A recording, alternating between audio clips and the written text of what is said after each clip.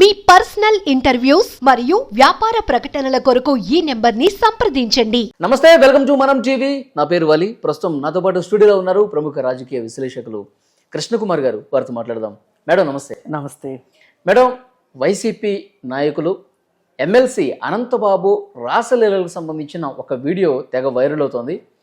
అయితే ఆ వీడియోకి సంబంధించి ఆయన కొంత మాట్లాడే ప్రయత్నం కూడా చేశారు ఒక ఛానల్లో. అది మార్ఫింగ్ వీడియో అని చెప్పి ఒక సందర్భంలో అంటున్నారు. లేదు, నన్ను బెదిరించారు, ఆ వీడియో చూపించి నేను కొంత డబ్బులు కూడా వేశాను, ఇప్పుడు బయటకు తీసుకొచ్చారు ఆ వీడియోని అని చెప్పి అంటున్నాడు. దీని మీద కేసు కూడా పెడతానని చెప్పేసి అంటున్నారు. ఒక క్లారిటీ లేకుండా చెప్తా ఉన్నాడు. ఎలా చూస్తారు మేడం? ఇప్పుడు అనంతబాబు విషయం మొదటిసారిగా బయటకు వస్తే అవునో కాదో అని ఒక డైలమా ఉంటుంది ఎవరికైనా. ఆయన సుపరిచితుడు, బాగా ధైర్యవంతుడు. మామూలుగా జగన్మోహన్ రెడ్డి గారికి ఏమో ఆయన పార్టీలో అందరూ సౌమ్యులు అలా చెప్తూ ఉంటారు కదా. ఎలక్షన్లో ప్రచారం చేసేటప్పుడు, పరిచయం చేసేటప్పుడు పాపం ఆర్థిక పరిస్థితి అంతంత మాత్రం, ఇలా ఒక 3-4 పడికట్టు పదాలు ఉంటాయి ఆయనకి. ఆ పదాలు అలా మంత్రోచ్చారణ చేసినట్టు చేసేసి వాళ్ళని జనం మీదకి అచ్చోసిన ఆంబోతుల్లాగా వదులుతుంటాడు. మాట కొంచెం కటువుగా ఉంటుంది కానీ మంచి మనసున్న మనిషి. ఇలాంటివన్నీ డైలాగులు చెప్పారు. అప్పుడప్పుడు డ్రైవర్ని చంపి డోర్ డెలివరీ చేస్తారు కానీ అయినా సౌమ్యుడు. ఇలా ఉంటుంది ఆయన వ్యవహారం అంతా. అందుకని మనం జగన్మోహన్ రెడ్డి గారి దగ్గర నుంచి స్పందన గురించి మనం ఏమీ ఆశించక్కర్లేదు. ఆయన స్పందించరు. కాకపోతే ఎంతటి బలవంతుడో, అతని అనుచరగణం ఎంత బలమైందో ఎప్పుడు తెలిసింది మనకి? అతను డోర్ డెలివరీ చేసినప్పుడు కూడా తెలియలా. డ్రైవర్ని చంపి డోర్ డెలివరీ చేసినప్పుడు కూడా అనంతబాబు గురించి ప్రపంచానికి అంతగా అర్థం కాల. ఏమో అవునో కాదో ఇలా మాట్లాడుకున్నారు. కానీ అతను ఏ రోజైతే జైలు నుంచి బెయిల్ మీద విడుదలయ్యాడో ఆ రోజు ఒక స్వాతంత్ర సమరయోధుడు జైలు నుంచి రిలీజ్ అయితేనో, లేకపోతే ఒక పాకిస్తాన్లో బందీగా ఉన్న సైనికాధికారి భారతదేశానికి తిరిగి వస్తేనో ఎలాంటి పండుగ వాతావరణం ఉంటుందో, ఎలాంటి సంబరాల అంబరాన్ని అంటుతాయో అలా ఉన్నాయి ఆ రోజు. మేళ తాళాలు, తప్పెట్లు తాళాలు, పూలదండలు, అసలు డాన్సులు, ర్యాలీ జెండాలతోటి, వైఎస్ఆర్ పార్టీ జెండాలతోటి, వైసీపీ పార్టీ జెండాలతోటి బైకులు, కార్లు, ర్యాలీ. ఆ రోజు అర్థమైంది ఖచ్చితంగా ఇతనే చేసుంటాడు అని. ఎందుకంటే అలా చేసి ఉండకపోతే గనక అంత చేసుకోక్కర్లా. సరే చేశాడు. అలాంటి వాడు ఇంకొక నేరం చేయలేదు అంటే ఎవ్వరూ నమ్మడానికి ఇక్కడ ఎవ్వరు చిన్నపిల్లలు లేరు, అమాయకులు అంతకంటే లేరు. పైగా జగన్మోహన్ రెడ్డి గారి దృష్టిలో లాగా ఉండే సౌమ్యులు కూడా ఎవరూ లేరు. మంచి వాళ్ళు అసలు అంతకంటే లేరు.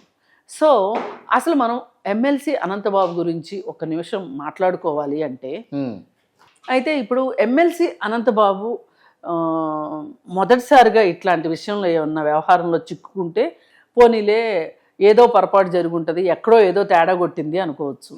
అతనికి ఒక క్రిమినల్ బ్యాక్గ్రౌండ్ ఉన్న తర్వాత అతను అవలేలగా ఒక మనిషిని చంపి డోర్ డెలివరీ చేయగలిగిన వ్యక్తిని ఇంకొకరు ఎవరో బెదిరిస్తారు అంటే మనం ఆశ్చర్యపోతాం.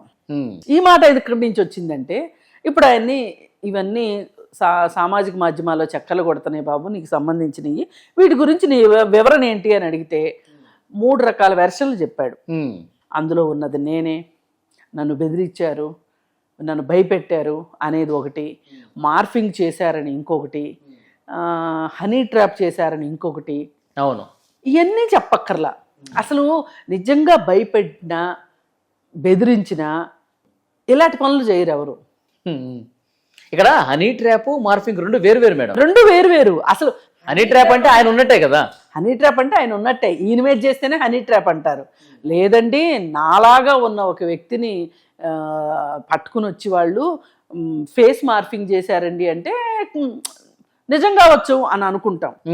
ఇప్పుడు సినిమాల్లో డూపులు చేస్తూ ఉంటారు, మనకి అసలు తెలీదు డూపులు చేస్తారు అనే సంగతి. వాళ్ళు చెప్తే తప్పితే అందరికీ తెలియదు. ఎందుకంటే అసలు డూప్కి ఒరిజినల్కి తేడా తెలియకపోతేనే అలాంటి వాళ్ళని చూసే పెడతారు. అవును, అలా ఏదన్నా అనుకోవచ్చు.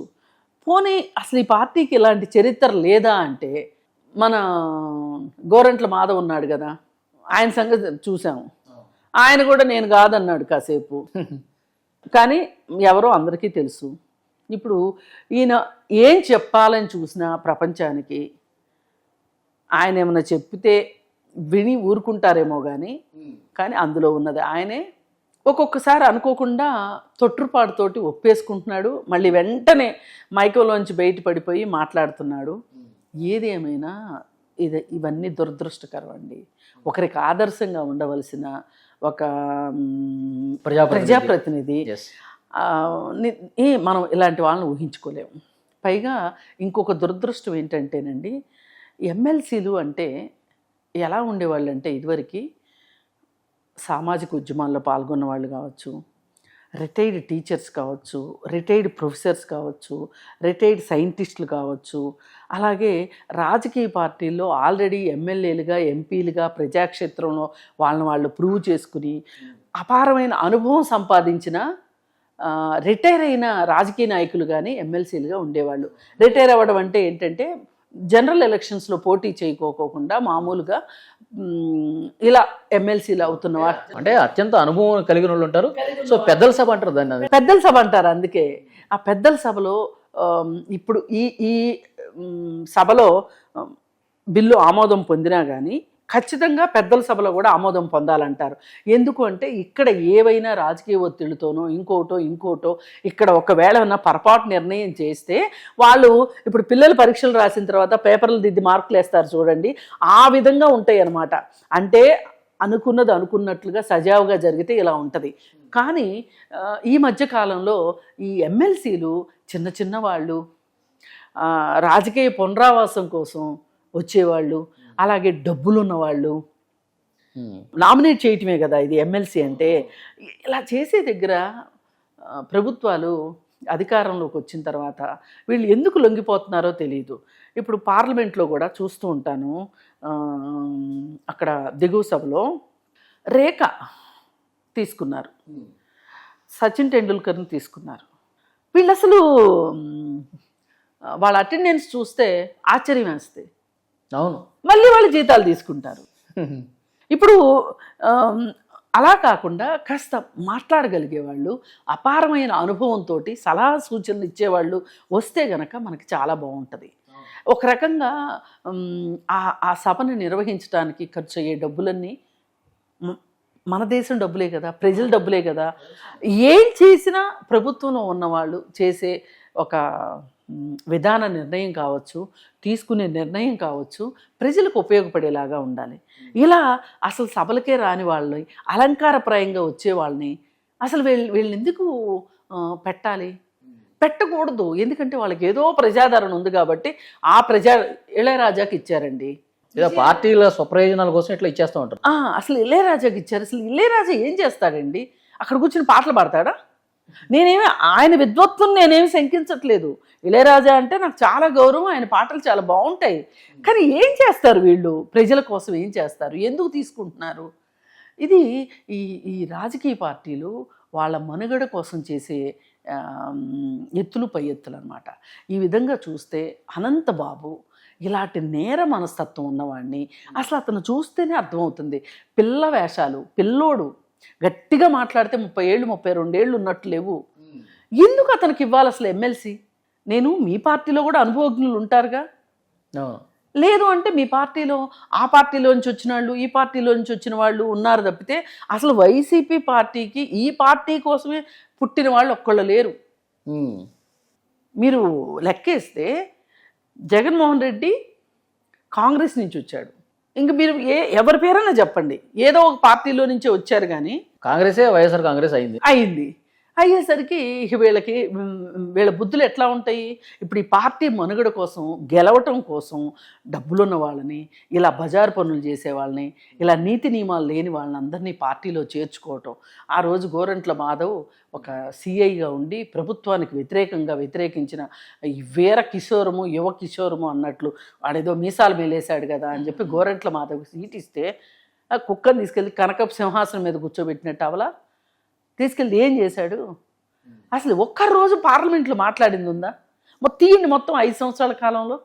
అవును, ఆ రోజు 22 మంది ఎంపీలు కాంగ్రెస్ వైసీపీ పార్టీకి ఎంతమంది మాట్లాడారు చెప్పండి.